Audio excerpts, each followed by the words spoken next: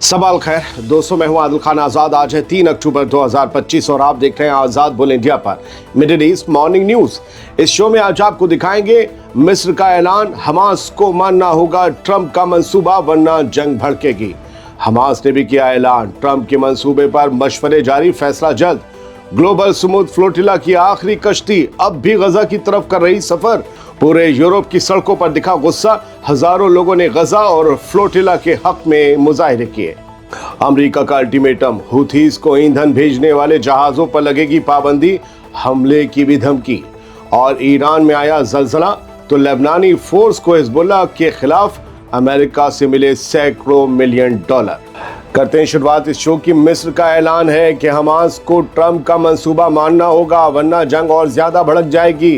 Detail समझिए इस खबर की। मिस्र के फॉरेन मिनिस्टर बद्र अब्दुल अत्ती ने पेरिस में ये बयान देते हुए कहा कि मिस्र, तुर्की और कतर मिलकर हमास को अमेरिकी सदर डोनाल्ड ट्रंप का पेश किया गया गजा अमन मंसूबा मानने पर राजी करने की कोशिश कर रहे हैं।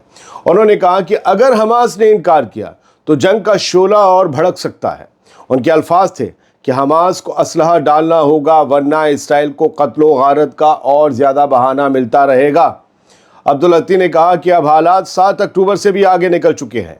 ये रोज़ाना का पागलपन, मासूमों का कत्लेआम अब किसी बहाने की गुंजाइश नहीं छोड़ता, लिहाजा इसे समझना होगा।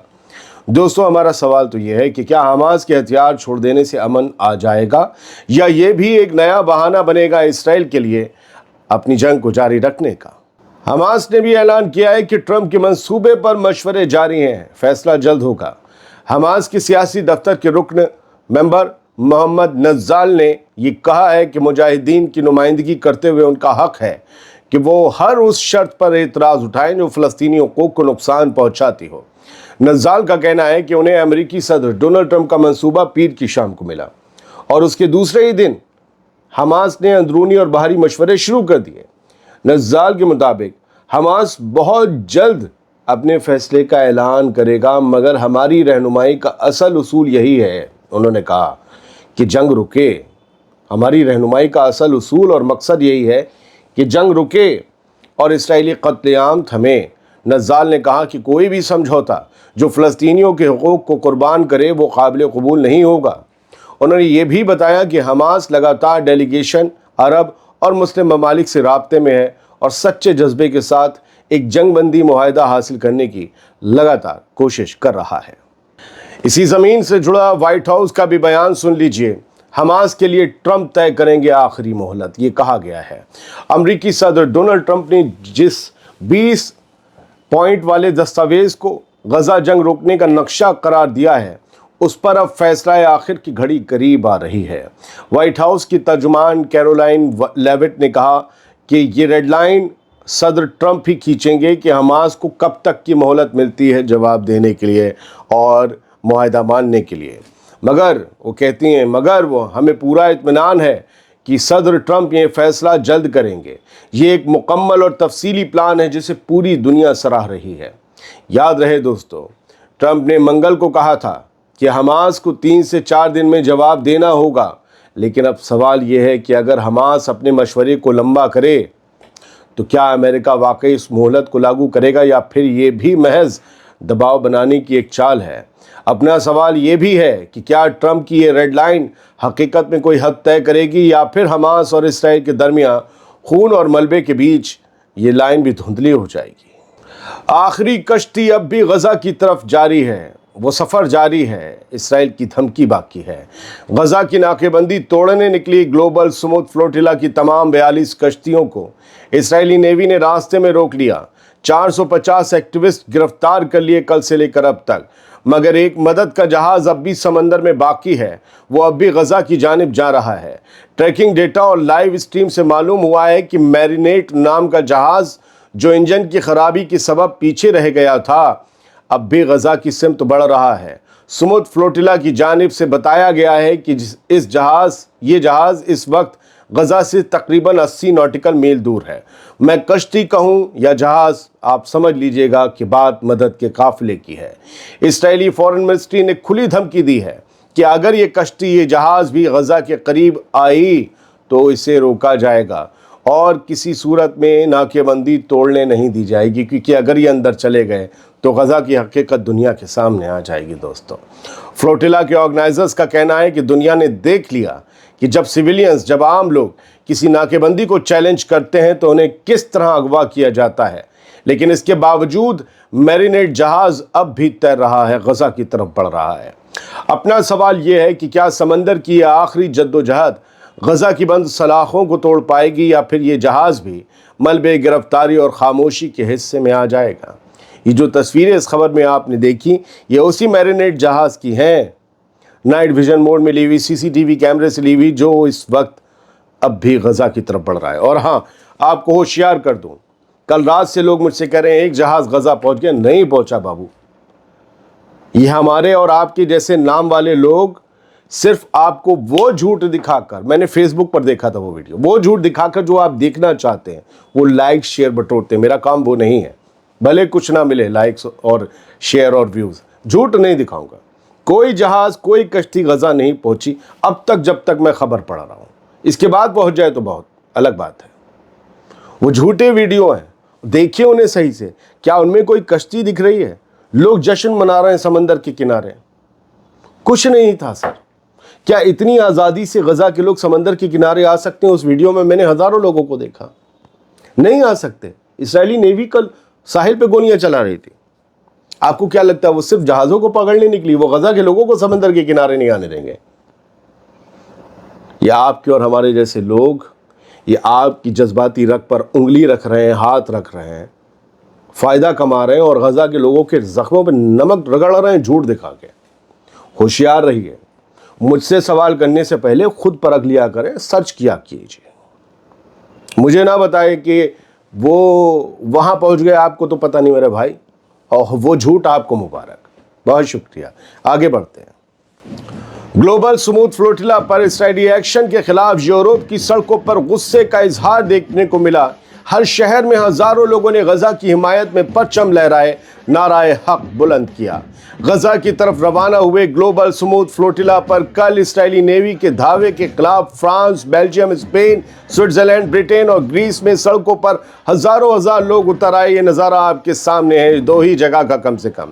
2 اکتوبر کو غزہ کے سمندر کے قریب اسرائیلی فوج نے درجنوں کشتیوں پر، درجنوں چھوٹے جہازوں پر زبردستی قبضہ کر لیا تھا اور سینکڑوں سواریوں کو گرفتار کر لیا تھا، جن میں یورپ کے کئی ملکوں کے شہری بھی شامل تھے، جو غزہ کی طرف مدد کا سامان اور انسانیت کا پیغام لے کر جا رہے تھے۔ کل رات پیرس میں اس کے خلاف پروٹیسٹ ہوا۔ پلاس ڈا لا ریپبلک میں ہزاروں لوگوں نے فلسطینی پرچم لہرائے، نعرے بلند کیے، جن میں آوازیں گونجیں، اسرائیل باہر نکلو، فلسطین تمہارا نہیں، فلسطین زندہ باد۔ برسلز میں وزارت خارجہ کے سامنے اجلاس ہوا، پھر یورپی پارلیمنٹ کی جانب مارچ ہوا، نعرے گونجے اور نعروں میں گونجا، فری فلسطین، غزہ کو آزادی دو۔ اسپین کے 24 بڑے شہروں میں بھی قافلے نکلے، سول سوسائٹی اور لیفٹ پارٹیز کی پیش قدمی ہوئی۔ وہاں ہوئے مظاہروں کا مطالبہ تھا گرفتار ہوئے ایکٹیوسٹ کو فوراً رہا کیا جائے، جو اسرائیل نے گرفتار کیے ہیں، جو قافلے میں شامل تھے، اور مطالبہ تھا کہ یورپی حکومتیں اسرائیلی ناکے بندی کے خلاف کھل کر پوزیشن لیں اور غزہ کو انسانی مدد پہنچانے کے لیے نئے راستے کھولے جائیں۔ یہ بھی مطالبہ تھا۔ سوال یہ ہے اپنا کہ کیا یورپ کی یہ گونج اسرائیل کی سختی کو چیلنج کر پائے گی، یا پھر یہ سڑکوں کی صدا سمندر کی لہروں کی طرح ٹکرا کر خاموش ہو جائے گی؟ صدا تو بلند ہے، کوئی کچھ تو کر رہا ہے بنا ایجنڈا اور پروپیگنڈا کے۔ سوچئے، جو لوگ کہتے ہوں گے کہ ہم غزہ کے لیے کچھ کرنا چاہتے ہیں، وہ لوگ بھی جا سکتے تھے۔ میں آپ کی بات نہیں کر رہا، فوجیں بھی تو جا سکتی تھیں جو غزہ کے لیے لڑنا چاہتی ہیں۔ اگر یہ عام لوگ اس سمندر میں جا سکتے ہیں غزہ کے قریب تک، کوئی نہیں جا رہا۔ یہ لڑائی فلسطینیوں کی ہے، فلسطینیوں کی ہے۔ امریکہ کا الٹیمیٹم سن لیجئے، کہا ہے کہ یمن کے ہوتھیز کو ایندھن یعنی کہ فیول بھیجنے والے جہازوں پر پابندی لگے گی۔ یمن میں امریکی ایمبیسی نے اعلان کیا ہے کہ 4 اپریل 2025 کے بعد سے اگر کسی جہاز نے یمن کے ہوتھیز کو ریفائنڈ فیول پہنچایا ہے تو اس جہاز پر سخت پابندیاں لگیں گی، اس کی کمپنی پر، اور یہی نہیں بلکہ ان جہازوں کے کرو ممبرز کو بھی حملے یا گرفتاری کا خطرہ رہے گا، یعنی ان پر حملہ بھی ہو سکتا ہے۔ अमेरिका की इस वार्निंग के जवाब में हूथीस ने साफ कहा कि ये तेल एक्सपोर्ट बैन जंगबंदी की खिलाफ वर्जी नहीं बल्कि अमेरिका की लगाई गई नाकेबंदी का हिस्सा है।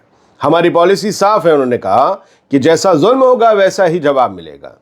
हूथीस ने वार्निंग दी कि अगर दुनिया खामोश रही तो जहां कहीं जंगल का कानून चलेगा वहां पूरी दुनिया एक जंग का मैदान बन सकती है।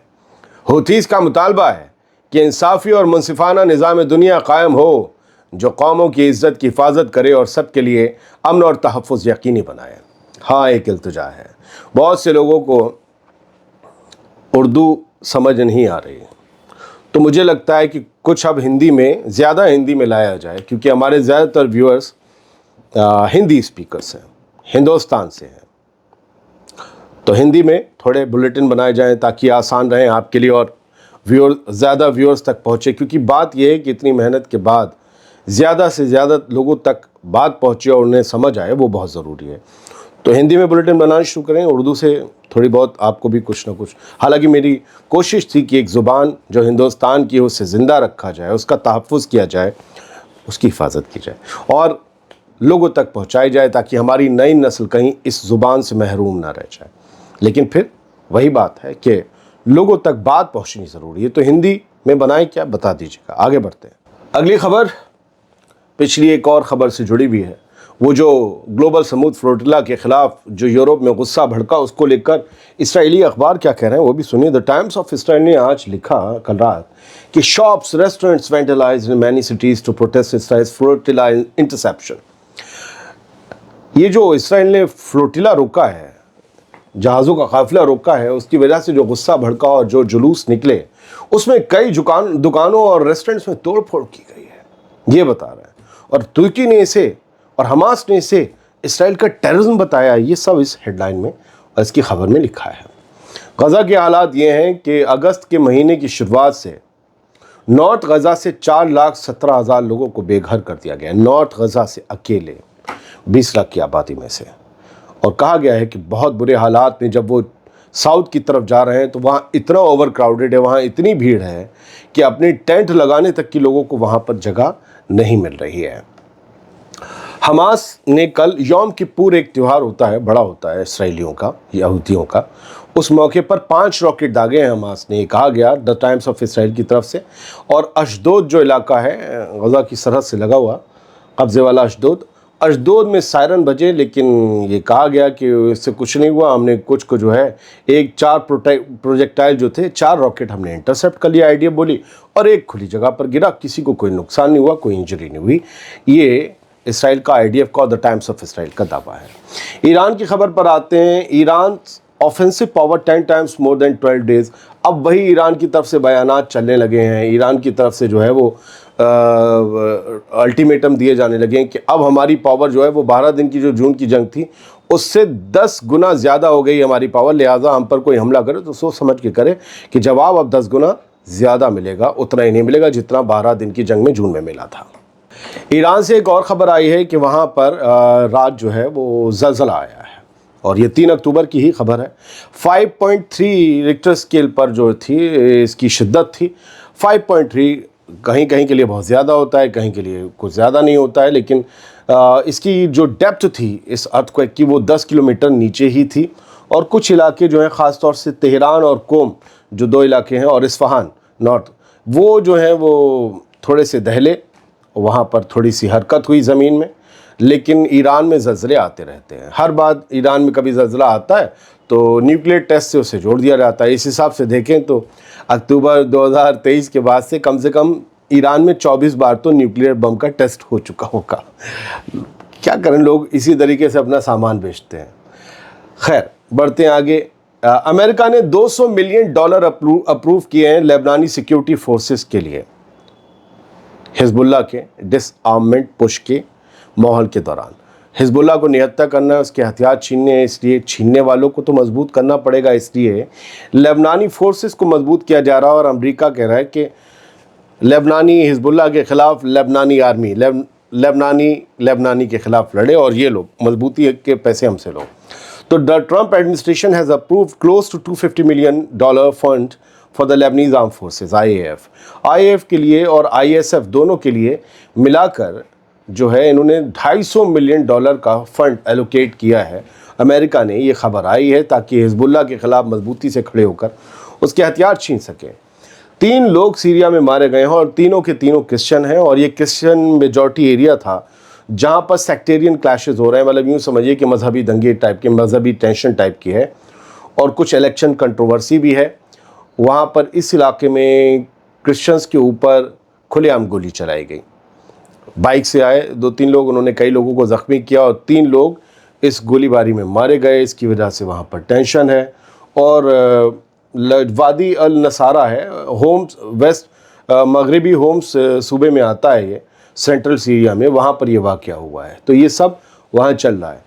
موروکو میں ہم نے آپ کو کل بتایا تھا جین زیڈ کا جو ہے پروٹیسٹ چل رہا تھا. ہیلتھ سیکٹر اور ایجوکیشن سیکٹر میں کچھ بدلاؤ کو لے کر کچھ ڈیولپمنٹس کی وہ ڈیمانڈ کر رہے تھے اپنی حکومت سے, اپنے کنگ سے, اور وہ پروٹیسٹ چل رہا تھا. تو اس میں جو ہے وہ پروٹیسٹ بھی وہی نیپال اور باقی لداخ والی طرز پر جا رہا ہے, خاص طور سے نیپال اور بنگلہ دیش والی. اور وہاں بھی 3 لوگ مارے گئے ہیں. اور اب جو ہے وہ حکومت کی طرف سے کہا گیا ہے کہ ہم ریفارمز لائیں گے, کچھ امینڈمنٹس کریں گے, کچھ بہتری کریں گے, کچھ سہولت دیں گے, لیکن آپ لوگ خاموشی سے بیٹھیں اور اس طریقے کے پروٹیسٹ نہ کریں. بہت بہت شکریہ. سلامت رہیے, خوش رہیے.